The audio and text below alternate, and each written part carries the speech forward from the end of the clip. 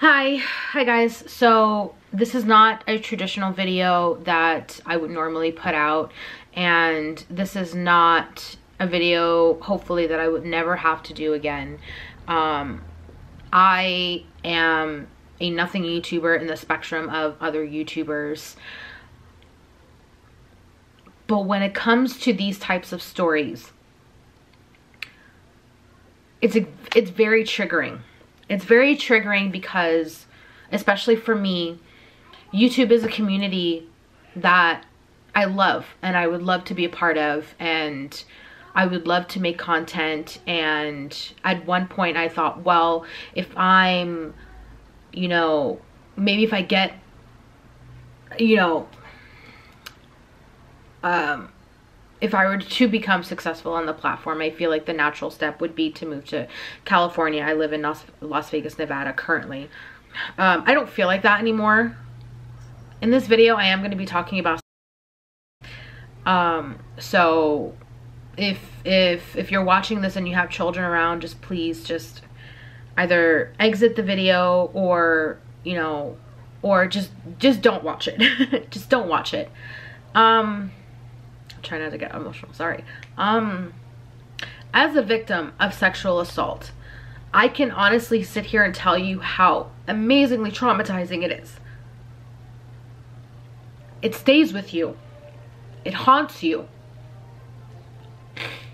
You go back and you think, what did I do wrong? What could I have done differently? Me. What did I do wrong? I have somehow am at fault. Somehow I am at fault, even though you know in the back of your mind it's not your fault. You did nothing wrong. So I'm gonna read the text message. Sorry. I'm gonna read the text message. Again, if you don't know who I'm talking about David Dobrik, and basically him documenting a woman being, making light of the situation, making a joke of it. When you have to convince a woman to have sex, it's not consensual. When you have to get them drunk, to get them loose enough, it's not consensual. Not in the slightest. How dare you? How dare you make light of something like this? And how dare you just make a half-ass apology on a podcast channel that nobody watches? How dare you? How dare you, a 24-year-old man worth $7 to $30 million? How dare you? How dare you do something like this? And how dare you get other people to do this? And whoever your name is, Dom, I've never watched the Vlog Squad. I've never been interested in the Vlog Squad. I've always looked at David Dobrik and I was like, God, you look like a creep. You look like a scummy creep, a scummy Shia LaBeouf reject creep, and Shia LaBeouf is a creep in himself. Let me just read the text message. I'll just read you the text message, and I got this text message from the H3 podcast, because I had it on, but oh, is it clear?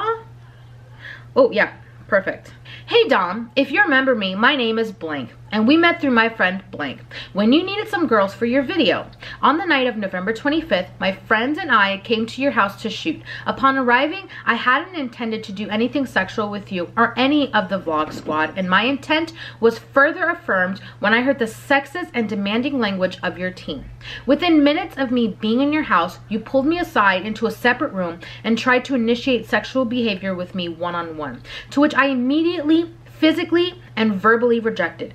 To my rejection, you tried to make me feel guilty and persuade me to hook up with you, saying, come on, baby, and blocking me from the living room. By the way, any guy that watches this is not a behavior. If someone says, and this is a girl too, if someone says no to a sexual encounter, that is the fucking answer. No. It is a no. You don't convince. At that point, you're pressuring somebody and guilt tripping somebody into having a sexual encounter with you. Don't think in any way that it's consensual. But let's move on. But let's go on. You made me feel nervous and uncomfortable, especially because I was away from anyone I knew and because you're an actual stranger. I had never watched a video of yours or anyone in Vlog Squad. After a few minutes of back and forth between us, I agreed to kiss you so that I could leave the room and return to my friends. You let me leave and I joined my friends in the main living room. Our one-on-one interaction reaffirmed my initial feelings that I did not want to participate in sexual contact with any of the men in the room. As the night continued, we chatted and I was open to getting to know you as a person. The last thing I remember is being extremely drunk on your balcony. Apparently, you and your team brought more hard alcohol that I drank, and you, me, and my friend blank had a threesome, which I have no memory of whatsoever. Now, I went back in the deleted video, and this is just my personal opinion. If I was, let's say I was having a consensual threesome with somebody, I would be A, humiliated, and B, feel objectified, and C, very upset that that door would have been unlocked and guys were coming in and out to have a head count. That's not something that you do. Everybody in that Vlog Squad, all of you should be, everybody involved in that night, you should be ashamed of yourself. Especially making a joke, Jason Nass, like 40 years old. Up. You're old, tired ass, grow up. Let's move on. Blah, blah, blah. The last thing I remember is being extremely drunk on your balcony. Apparently, you and your team brought more alcohol than I drank, and you, me, and my friend blank had a threesome, to which I have no memory of whatsoever. To my understanding, at some point during the threesome, I was too drunk and laid on the bed and slept. From what I've been told, my friends had to come in the room, put on my clothes, my underwear, bra, pants, shirt, and shoes, and I couldn't walk leaving your house. Before I left your house, I threw up several times in the bathroom, as well as in my own bathroom when I got home.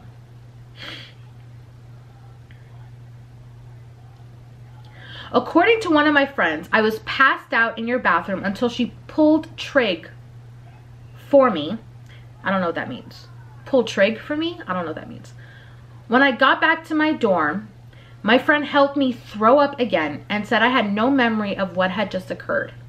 When I woke up in the morning, I had no idea I had participated in any kind of sexual action the night prior, until 2 hours later when the same friend mentioned the threesome to me, under the impression that at this point I remembered I was still drunk when I sent you a text saying you could put any clips in the video that wouldn't be harmful to me from an employer's point of view.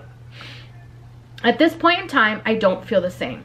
The video disturbs and upsets me. I do not feel like it is an accurate portrayal of me, and it is not something I feel comfortable with being on the internet anymore. It is incredibly disturbing to me to have a video online that documents an entire night that I have no recollection of, and have anyone around me view that as a reflection of my character, especially considering the mature content.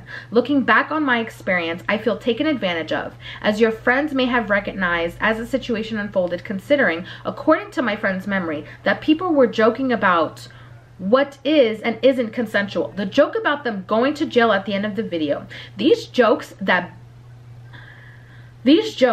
that bit show that perhaps it was weighing on their conscience once they saw how incoherent and drunk I was. After Trisha released her video, I realized that my experience and gut feeling of discomfort being with you in that room was not an isolated experience to me. I'm reaching out now because I've taken a while to process what happened. I need for that video to be taken down for my own healing and peace of mind. And do you want to know what this response was? Okay, I respect your wishes. The video's down. She is literally telling you. You took advantage of me. And all you could say is, I respect your wishes. The video's down. No apology, no, I'm sorry that I did something harmful to you. Nothing, none of that. You have zero integrity. How dare you? You should be ashamed of yourself. Everybody that participated in that fight, you should be ashamed of yourselves. You should be ashamed of yourself. All of you have mothers. All of you, some of you I'm sure have sisters. How dare you? How dare you? How dare you take advantage of somebody? How dare you?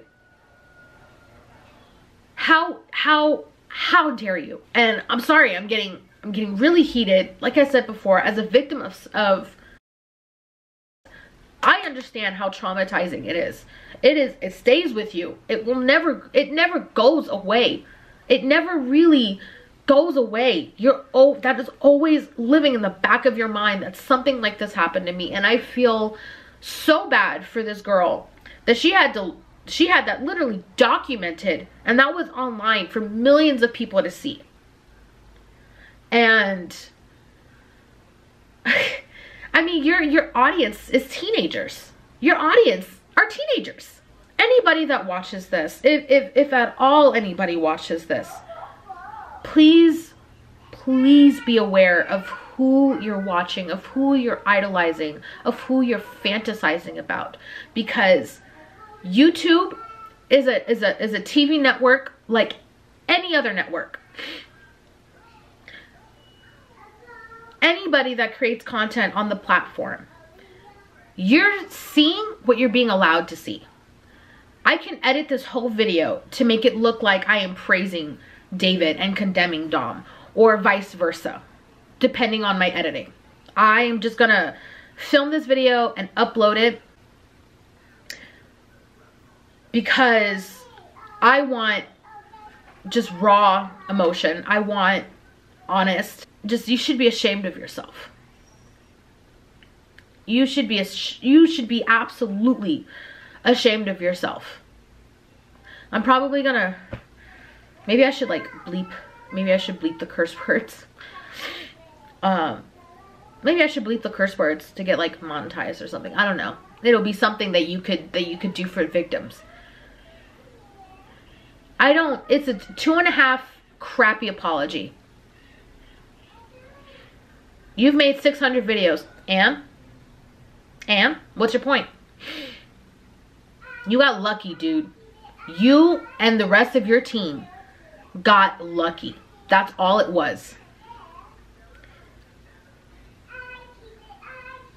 If you really have learned from this situation, really, truly, then your actions will be looked at. We'll see how sorry you really are. We'll see how sorry you and your team really are. You're a disgusting human being. Dom, you're a disgusting human being. You're awful people. And I hope that the world sees you for the awful, crappy people that you are. And that's all I have to say.